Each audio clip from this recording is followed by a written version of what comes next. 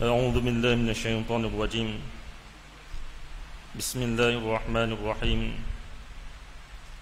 السلام عليكم ورحمة الله وبركاته الحمد لله الذي أرسل رسوله بالهدى ودين الحق ليظهره على الدين كله ولو كره المشركون أشهد أن لا إله إلا الله وحده لا شريك له وأشهد أن محمدا عبده ورسوله اللهم صل وسلم على حبيبنا وشفيعنا وزخرنا ومولانا محمد وعلى آله وصحبه أجمعين سبحانك لا علم لنا إلا ما علمتنا إنك أنت العليم الحكيم رب اشرح لي صدري ويسر لي أمري واحلل عقدة من لساني يفقهوا قولي أما بعد. Yang utama sekali diucapkan terima kasih kerana dapat dengan izin Allah Ta'ala dapat saya kuliah maghrib pada malam ini di Masjid Kampung Gong Tok Nasi. Tidak dilupakan juga ahli jawatan kuasa masjid, seterusnya para imam dan bilal, muslimin dan muslimat yang dirahmati Allah sekalian. Kita di rumah Allah Ta'ala jangan lupa niat itikaf. Saya kalau masjid-masjid mana pun kabur hokmah niat itikaf. Walaupun itikaf tu atas individu, atas seorang-seorang kita. Banyakkan masjid biasanya kat dinding-dinding dia memang ada tulis niat itikaf ataupun apa siarang dia biasanya ada tulis niat itikaf. Tapi kadang-kadang kita ni pakai tengok aja. Ada niat gitu je. Patutnya kita sentiasalah iktikaf pada Allah Ta'ala. Nawaitul iktikaf fi hadzal masjid lillahi ta'ala. Saja aku berikan masjid ni kerana Allah Ta'ala. Itu antaranya.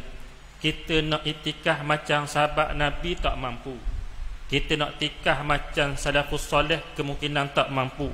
Sebab kita pelbagai urusan kerja yang kita ada. Datang sekejap masjid pun, masuk sekejap dalam masjid pun niat iktikaf dah kira dah kalau ikut pada segi bahasanya. Duduk sekejap masjid, masuk niat iktikaf, keluar mula sah dah iktikaf kalau ikut. Masya Allah, mudah je sebenarnya. Lebih lagi kita duduklah dalam nak tunggu waktu isyak pula dengan Allah Ta'ala. Lagilah pelbagai fadilat kelebihan yang Allah anugerahkan kepada kita dengan izin Allah Ta'ala. Muslimin dan muslimat dirahmati Allah sekalian. Firman Allah Subhanahu wa taala dalam surah Ali Imran ayat 19 yang berbunyi, Innad dina 'indallahil Islam. Sesungguhnya agama yang benar dan diredai oleh sisi Allah Taala adalah agama Islam. Muslimin dan muslimat dirahmati Allah sekalian.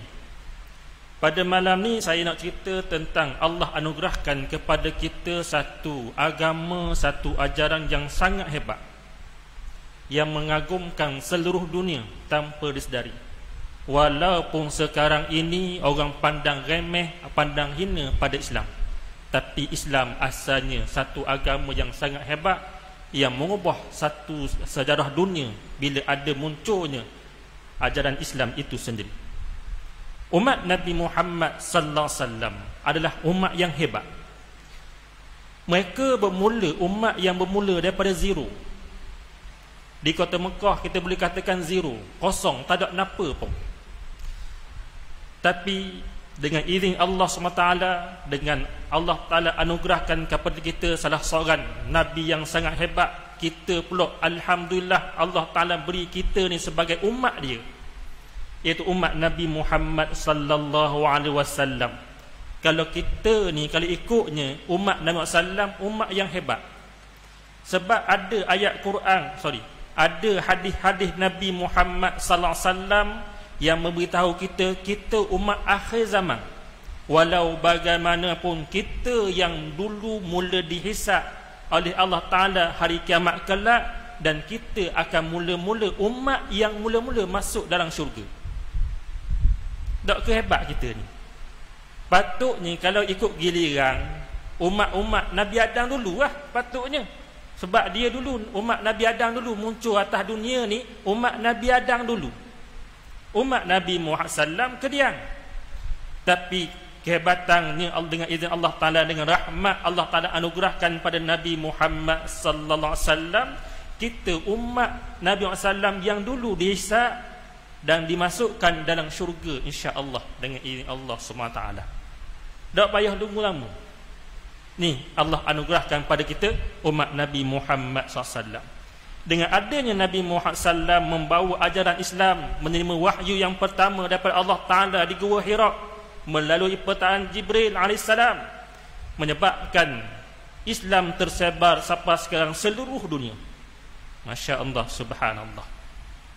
Satu tokoh barat dalam buku dia The New World of Islam, yang nama dia A.M. Lothrop Stoddart, mengatakan dalam mukaddimah buku dia The New World of Islam, orang kafir, orang bukan Islam, tak perlu agama Islam pun, tapi dia kaji tentang ajaran Islam, dia kaji tentang kehebatan Islam. Dia kata dalam introduction dia, dalam pendahuluan dia, dia kata apa? Kebangkitan Islam merupakan satu episod yang paling mengagumkan dalam sejarah manusia. Ia lahir di bumi yang tidak terkenal. Kemudian dalam jangka masa hanya 1 abad, Islam berkembang sehingga menguasai separuh alam. 1 abad, separuh dunia ni dah kita kuasai dengan Allah pada masa itu.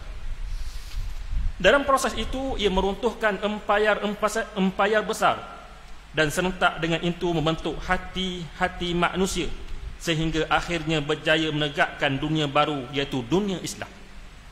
Hebatnya Islam pada masa itu, Allah Ta'ala anugerahkan melalui umat Nabi Muhammad SAW ini, dengan Nabi kita Nabi Muhammad SAW ini antaranya tak lain tak bukan La ilaha illallah Muhammadur Rasulullah.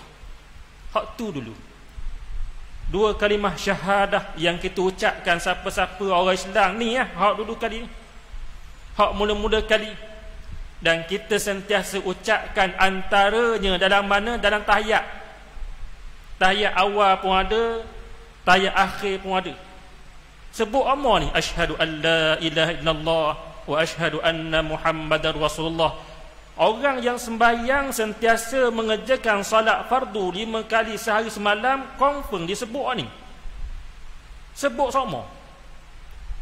Allah Akbar. Ni antara dia. Hak ni saja yang dibawanya. Apa dia? Tiada Tuhan yang berhak disembah melainkan Allah Subhanahu wa taala. Dan Nabi Muhammad sallallahu alaihi wasallam itu pesuruh Allah Taala, Rasulullah. Ini antaranya. Asalnya Islam orang tak tahu pun, perasan ataupun tidak. Kalau kita tengok sejarah-sejarah dunia yang terdahulu, sama ada Rom, sama ada Parsi, sama ada empayar-empayar besar pada masa itu, Cina dan sebagainya. Mereka hebatnya, mereka tempat tersebut adalah strategi. Tempat-tempat ni strategi. Macam Rom, tamadun dia macam mana? Sebab ada tempat tu strategi. Contoh senang khabar di semenanjung kita ni, antaranya Kesultanan Melayu Melaka. Kenapa mereka ni, sebab apa Kesultanan Melayu Melaka pada masa tu berkembang pesat?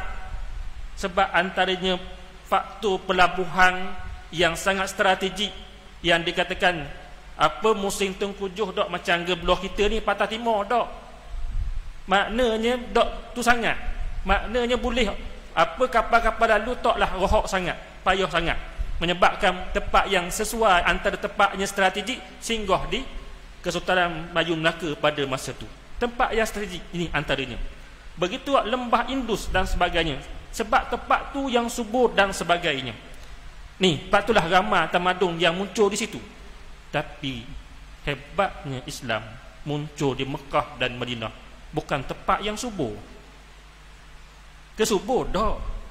Ada pun tempat yang subur. Padang pasir, Dinung Tanah Harap, hujan setahun 4 kali. Setahun 4 kali. Lepas tu kadang-kadang kalau siapa-siapa perasan pergi Mekah ke buat haji, ke buat umrah, kadang-kadang orang-orang Arab ni, Allah bila hujan, sukaan dia. Sukaan mandi hujan. Kita relax je budak-budak je mandi hujan. Kalau kita ni hujang rasa pelik lah. Kalau kita orang Bromo ni hujang pelik dah. Tempat kita biasanya budak-budak.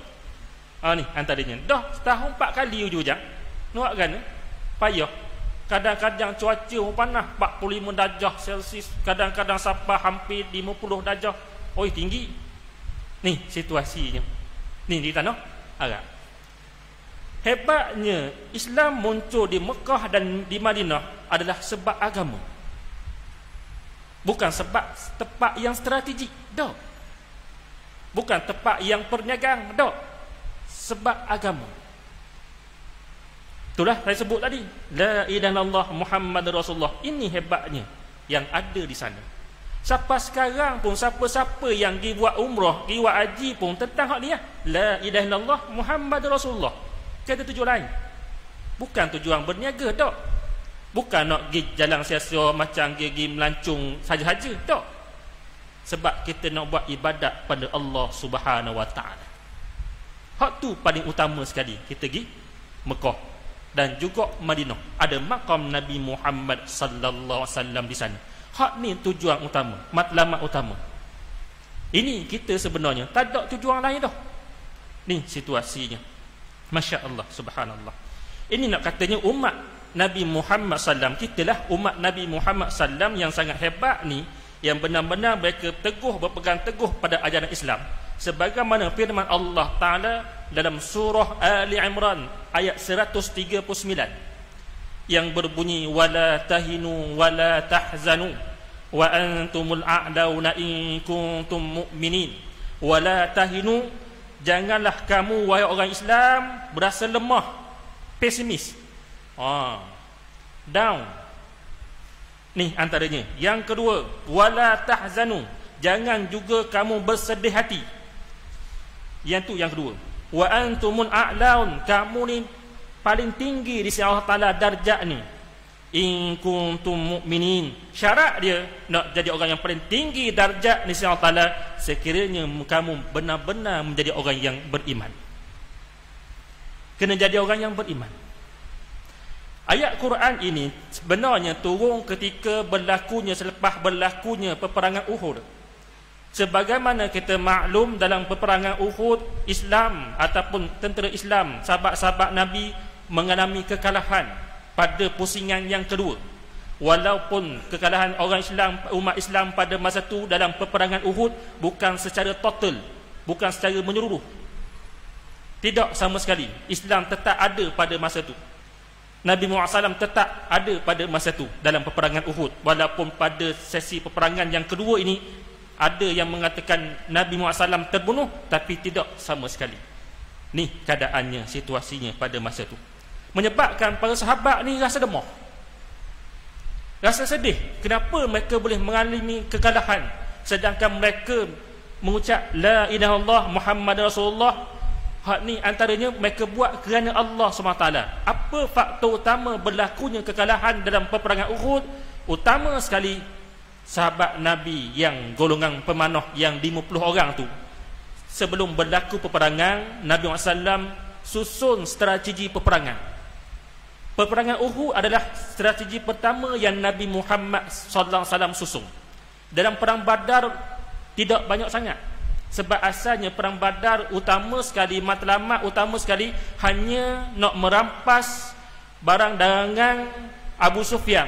Faktor apa? Sebab barang dagangan yang dibawa oleh Abu Sufyan tersebut adalah hak milik orang Islam yang berhijrah ke kota Madinah, dan mereka tinggal harta benda mereka, rumah mereka di kota Mekah. Malangnya harta benda mereka di kota Mekah dirampas oleh orang kafir Quraisy. Pak tu nak ambil balik asalnya. Itu asalnya. Tapi walau bagaimanapun Allah Ta'ala janjikan perkara yang lain, iaitu berlaku peperangan dan dapat harta ghanimah dalam peperangan Badar. Sambung balik dalam peperangan Uhud. Faktor utama bila Nabi SAW susung strategi peperangan dalam peperangan Uhud, Nabi letak 50 orang pemanah di Jabal Ainain ataupun Jabal Rumah. Bukan rumah dah, Jabal Rumah, apa, bukit memanah, ataupun bukit itu tersebut pada masa tu namanya Ainain. Lain ni kecek dah bukit tu, bukit tempat manah tu nampak kecek dah. Kita rasa lain ni nampak dok logik langsung 50 orang muat atas tu, tak tinggi mana. Bukit Uhud, no. Peperangan Uhud bukan berlaku di atas Bukit Uhud, di lereng-lereng Bukit Uhud. Ni antaranya.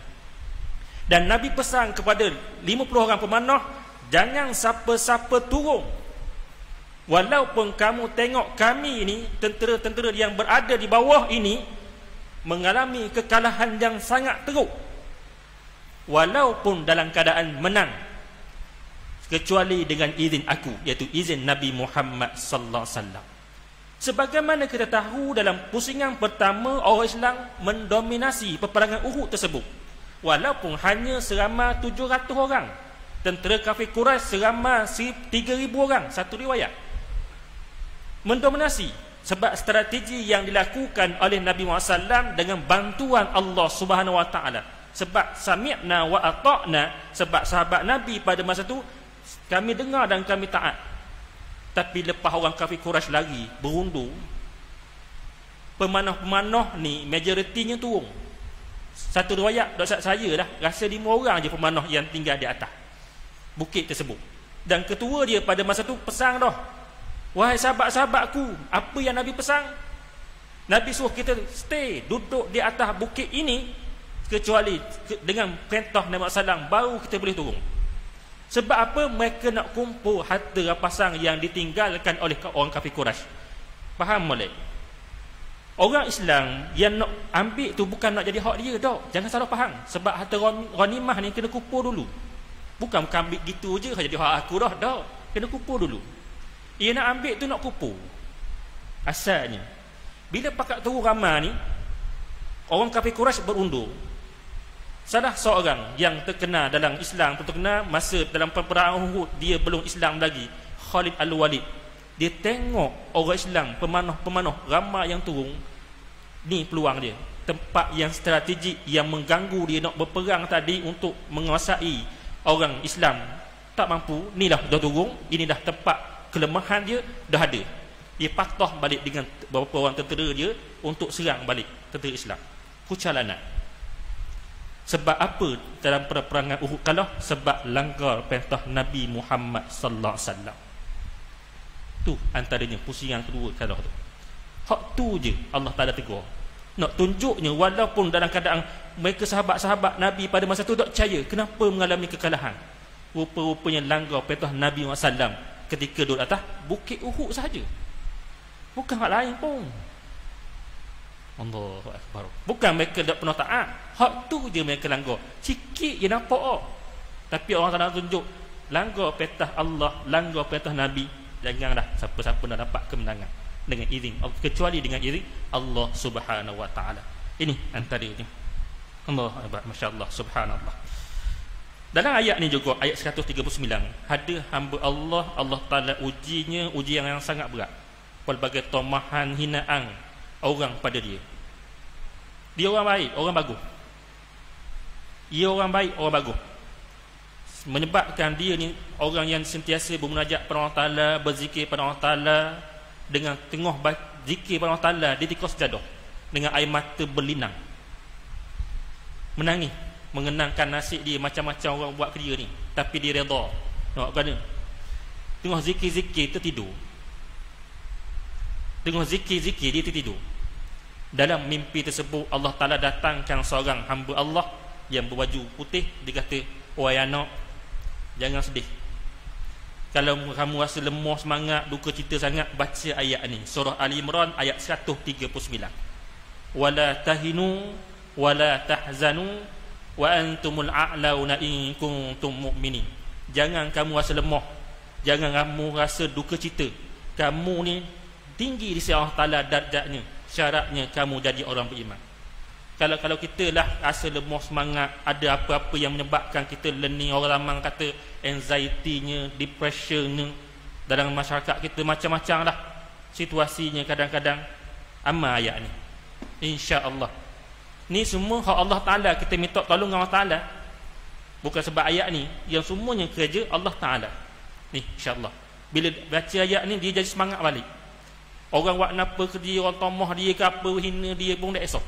Ya, dia kata ni lah, sebab innallaha ma'ana, Allah bersama dengan aku, bersama dengan kita. Allah, masya-Allah, subhanallah. Ni antaranya. Kata Imam Al-Qurtubi dalam kitab dia, al-tafsir dia, Al-Jami' li Ahkam Al-Quran, kata ayat ini menjelaskan berkaitan dengan kelebihan umat ini. Kelebihan ini terletak kepada iman mereka. Umat Islam lebihnya tak lain tak bukan kepada keyakinan dia kepada Allah Ta'ala 100% ataupun tidak. Bukan tempat lain. Ni sini, di hati kita ni. Kan ada hadis, kan hadis yang sahih, sesungguhnya daripada jasad tubuh badan kamu ada satu seketul daging. Jika baik, baiklah seluruh anggota badan dia. Jika rosak, rosaklah seluruh badan dia. Apa dia? Ala wahyal qalb. Apa dia tu? Hati. Jantung kita, hati kita. Comel-comellah seluruh apa yang kita buat. Kalau buruk-buruk semua sekali, ni iman kita pada Allah Subhanahu wa taala. Bukan tempat lain. Baiki sini. Hati kita yang kena perbaiki. Bukan hati orang lain. Hati kita dulu. Allah Akbar ni. Patutlah kita antaranya ada sebahagian kitab kalau kita pula belajar kan 3 asas fardu ain kita wajib belajar kan. Yang pertama bab ibadat, bab fiqh. Yang kedua bab tauhid. Ni utama sekali lah, bab tauhid dulu sekali. Keimanan pada Allah Taala tu utama sekali. Rukun iman tu utama sekali. Dan yang ketiga pula tasawuf, membersihkan hati kita. 3 asas ni kena kita belajar. Jangan hanya belajar satu je. Tak boleh. Tak mampu, tak cukup. Kita ni. Ketiga asas ni kena ada. Asas je. Basic je. Kita gitu kok nak solat berjemaah. Nak menghadap Allah Ta'ala. Kita kena tahu hukum hakam solat berjemaah. Solat berjemaah berbeza dengan solat bersendirian. Lain. Kalau imam salah contohnya. Imam salah, kalau makmum ikut, batas sembahyang makmum. Kalau adalah imam tersebut tertinggal hukum, imam tak terbatas sebab ia terlupa. Orang lupa dimaafkan dalam hukum syarak. Dalam hukum syarak kita dimaafkan kalau terlupa. Contohnya kita sembahyang seorang di rumah, sembahyang waktu zuhur lah contohnya. Tiba kita sembahyang zuhur buat 5 rakaat tanpa kita sedar. Tak sedar pun. Sah tak sembahyang kita? Sah je sebab kita tak tahu. Tapi sebab lupa itulah masalahnya. Tapi itulah manusia, memang kadang-kadang ada sifat lupa. Tak boleh kata apa. Begitu dalam sembahyang berjemaah sama juga. Ni keadaan dia, situasinya. Imam tak salah sebab ia terlupa, dimaafkan. Makmum yang tahu imam tu buat salah tak boleh ikut. Contohnya imam kiang tiba-tiba terus sujud. Tak rukuk. Rukuk pun tak, tidak ada. Makmum boleh ikut tak? Tak boleh. Tak boleh ikut lah. Sebab imam tertinggal rukun. Apa dia rukun? 2 rukun dia tinggal. Yang pertama rukuk, yang kedua i'tidal. Ni, part tu kita kena belajar. Bukan sembahyang yang fardu ain saja yang asasnya rukun 13, hak tu adalah asas utama dalam solat fardu 13 rukun. Walaupun ada pelbagai bahasan ulama tentang 13 rukun ni. Tapi nak kabarnya dalam solat berjemaah macam tu juga. Begitu juga kita nak dapat fadilat solat berjemaah, hendaklah kita penuhkan saf yang pertama dulu. Baru kita boleh buat saf yang kedua. Penuh saf kedua, baru buat saf yang ketiga. Itu cara dia. Ni kadang-kadang sebahagian masjid saf pertama tak penuh lagi, buat saf kedua dah. Kadang-kadang tahu orang, mu lagi. Lagi lu kita faham. Dalam sembahyang berjemaah kan kita dengar hadis kan. Ada 2 keadaan yang dikatakan siapa-siapa yang tahu fadilat azan dan juga saf yang pertama, kalau pakat mari ramai-ramai nak duduk saf yang pertama dan azan ni, nescaya nak pakat undi siapa yang boleh layak duduk depan. Ada hadis tu kan, hadis sahih kan. Pakat belah nak duduk depan ni. Kalau siapa-siapa yang tahu fadilat solat duduk saf awal dan juga nak azan. Walau bagaimanapun ni azan dah ada dilantik. Sesat dah masalah. Azan muazzin dah ada, tapi bila ada dah sesat dah masalah tu. Ni keadaan. Tapi kalau dah tak ada bila yang khusus yang tak dilantik, pakat berebut. Walaupun suara tak sedap mana, tapi sebab fadilat tersebut nak azan juga. Kadang-kadang sebab fadilat tu, sebab melaungkan azan bukan saja. Ni keadaannya. Ada fadilat yang Allah anugerahkan kepada muazzin ni, yang tukang bang ni. Berdua sahawa ni. Tapi kita tahu orang, pergi dulu. Rugi je kita. Sedangkan amal kita tak banyak mana. Bukan nak kata nak pentingkan diri, tak. Kadang-kadang sebab amalan kita yang kurang ni, kalau boleh penuh saf depan. Saf yang pertama lebih baik yang saf yang kedua. Saf yang kedua lebih baik daripada saf yang ketiga. Saf tiga lebih baik saf yang keempat. Begitulah seterusnya. Kelebihan saf tu. Ni keadaan dia. Okey, sambung balik. Muslimin dan muslimat dirahmati Allah sekalian. Itu hebatnya Islam yang Allah anugerahkan pada kita macam tu sekali. Hebat mana? Iman kita pada Allah Subhanahu Wa Taala. Sehingga dalam surah Ali Imran, bukan surah Ali Imran, dalam surah Al-Baqarah, bukan salah, ayat surah Ali Imran belum tahu banyak, tukar kadang-kadang mari ayat. Dalam surah Al-Imran, kuntum khairu ummatin ukhrijat lin-nas ta'muruna bil ma'ruf wa tanhauna 'anil munkar wa tu'minuna billah. Tu ayat aja. Saya ingat surah surah Al-Baqarah juzuk yang kedua tu. Wa kadzalika ja'alnakum ummatan wasata. Sama aja. Ini antaranya. Tapi ni surah Al-Imran ayat 110. Kuntum khairu ummatin ukhrijat lin-nas ta'muruna bil ma'ruf wa tanhauna 'anil munkar wa tu'minuna billah. Maksudnya kamu adalah umat yang terbaik, khairu ummah, yang dilahirkan bagi manusia. Kamu menyuruh dengan syarat nak jadi umat yang terbaik, amal ma'ruf, suruh perkara-perkara yang ma'ruf. Contoh mudah saja, jom pergi sejid. Jom pergi sejid. Bukan nak sarah dia gini kelebihan, tak ada. Jom mari pergi sejid.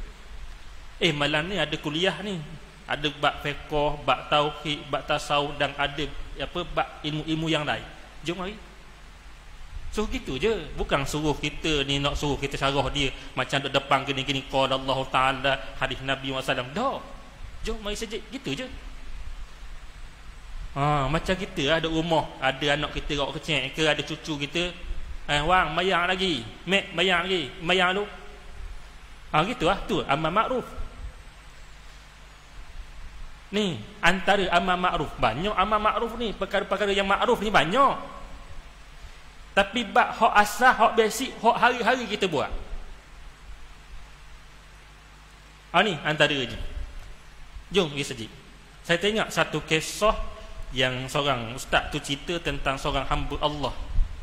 Hamba Allah ni bukannya kerja hebat-hebat tak, tukang gunting je. Tukang gunting rambut. Nak cerita malam ni tukang gunting rambut. Tukang gunting rambut ni hebatnya dia ni, dia satu kedai dia ni, dia satu ada memang di kedai dia ada majalah Islam saja, dan tidak ada langsung majalah yang membuka aurat wanita. Majalah yang ada buka aurat wanita, surat khabar ada buka aurat wanita, dia takkan beli. Hebat dia. Kalau kita macam-macam ada walaupun surat khabar tak beli, sebab terbuka aurat, tak beli. Bab agama penuh majalah-majalah agama ni antara itu, ataupun majalah-majalah yang manfaat kepada orang yang lain. Itu yang pertama. Yang kedua, orang gunting daripada pagi sampai petang. Walaupun mana pun tengah gunting tiba-tiba je tengok jam, nak masuk waktu zuhur dah. Ada beberapa orang yang tunggu lagi. Bila ada 2-3 orang tunggu lagi, jika begini, ni awak-awak semua ni bukan di Terengganu, di luar. Sebab nak masuk waktu semayang ni, tuan banyak ni hak ngelah ni, hak saya gunting ni. Hak ni hak ngelah saya gunting. Lepas mayang zuhur lagi baru saya gunting awak-awak ni. Saya gunting awak-awak ni. Jadi jomlah kita pakat pergi mayang sejid. Lepas tu saya gunting hak mari lulu ni kediang ni. Jadi gitu je. Ada sebahagian tembok tepat kedai lain, jadi esok. Tapi utamakan semayang. Tapi kabuah tuan banyak berhenti dulu lah setakat ni. Hak ni ngelah. Masya-Allah, subhanallah. Gamak lah kita. Kita gamak. Fikir diri lah. Ni iman. Nak kabuah. Iman. Kagum. Hebat. Nak kabur gitu je. Begitu kok saya kagum ada kedai-kedai makan di tempat kita, alhamdulillah waktu garik tu sebab waktu yang singkat. Jadi ada sebahagian dia tutup setengah jam. Daripada 7:30 dia tutup. Time tu nak semayang. Isyak dah pun lambat sikit. Tapi masa waktu garik ni memang Allah, biasanya time tu lah ramai orang. Tak salah, bukan salah rakang, tak salah. Tapi nak kabarnya beri ruang kepada orang yang menguruskan kedai tersebut, tokel dia ke pekerja dia untuk semayang. Kalau rasa masa tu lambat sikit, sabar dah, sebab orang tengah semayang, nak pergi semayang. Sikit orang. Ada sebahagian kedai yang buka juga, tapi dia ruang. Separuh pergi semayang dulu, separuh ni. Selesai semayang masuk cepat-cepat, ni pergi semayang pula. Ada juga macam gitu. Atas masing-masing ni antara je situasinya. Ada kadang-kadang sebahagian dia tutup, bukan apa nak beri ruang semayang. Alhamdulillah. Kata bagus, alhamdulillah. Ini antaranya sebab kepentingan pada Allah, menghadap Allah Taala lebih utama daripada kepentingan orang lain. Tanda mana? Ni, iman. Tak lain. Allah. Kita pun mari sini dengan izin Allah Taala pada malam ni ataupun pada bila-bila masa sebab iman kita rasa nak mari masjid. Ke ada orang suruh kita mari masjid? Ada. Rasa nak mari masjid. Allah Akbar. Tengok satu kisah seorang hamba Allah cerita. Kisah dia seorang ni, dia baru pindah daripada pindah rumah ke rumah dia tu. Cerita hamba Allah ni, dia dulu ada seorang jiran ni kaki sejik. Jiran ni kaki sejik. Bila dia tengok jiran baru ni, kata, baru pindah gini-gini, sembang gini, bagus, ramah gini, alhamdulillah, di semua sekali. Kita masjid kita dekat dengan perumahan kita, dekat je. Jom lah pakat kita imarah masjid kita. Kawan ni hak baru pindah ni apa mula-mula. Esok kita pula jumpa. Bila tengah kawan tu sirang pokok apa bendanya, mari nak pergi masjid. Jom, malam ni ada kuliah maghrib. Ni sekian. Dah apa mula. Dia tak marah tapi sentiasa ajak. Ajak semua. Sehingga dia katakan dah jiran dia buat bagus ni, yang sentiasa pergi buat imarah masjid dia ni, kadang-kadang beri jadual. Ni jadual masjid kita, kuliah masjid kita, kuliah maghrib ke kuliah subuh, ada hak ana terluang rasa lapang dia. Mana Allah kawan tu? Mana Allah? Tapi kadang-kadang sebahagian marah. Mana Allah? Ada sebahagian kita nak unjuk tu temu lari masuk dalam rumah. Wanda. Tak apa dah nak kena, tapi yang penting ajak. Amal makruf tu. Ni antara dia. Ajak. Sehingga menyebabkan bila malah Allah kepada jiran dia yang sentiasa ajak pergi masjid, pergi dengar kuliah ni, dia pergi juga, tapi pergi sebab jiran dia. Bukan kena tak ada sebab malu Allah ke jiran dia. Ada orang malam ni alhamdulillah ada, tapi sebab aku rai kemu je mu ni. Bukan sebab napa pun. Sebab rai kawan dia ajak sama ni. Ni keadaan dia. Bila keadaan macam tu, dengan izin Allah Ta'ala dah asalnya bukan faktornya kerana Allah Ta'ala, berapa tahun kemudian orang hamba Allah yang baru pindah ke tempat tu yang dulu ni, berapa tahun kemudian, 5 tahun kemudian, dia pula jadi orang yang mengurus tentang program-program masjid tersebut yang asalnya bukan kerana Allah Ta'ala, yang asalnya bukan kerana Allah Ta'ala, sebab ra'i kejiran punya pasal. Masya Allah, subhanallah. Ni kita pun gitu kok, kadang-kadang kemungkinan kita asalnya macam tu, tapi dengan Allah Ta'ala sebab kita dengar sokmo, mari sokmo, insya-Allah sikit demi sikit Allah Ta'ala baiki niat kita, insya-Allah. Jangan putus asa. Ni antaranya Allah sentiasa memberi peluang, ruang kepada hamba-hambanya untuk taqarrub, dekat kepada dia, pelbagai cara, pelbagai usaha sebenarnya. Ni keadaan dia. Itu yang pertama. Wa tanhauna 'anil munkar, mencegah perkara-perkara mungkar. Kita bila cegah perkara mungkar ni benda maksiat kita cegah orang nak zina dah apa pergi macam-macam senang khabar mudah je. Khabar cucu kita kalau dia cakap benda nak molek, dah bayi buat gitu tu. Tuhan marah. Hak benda asal, hak basic, bukan hak besar-besar, hak besar pun kena cegah juga.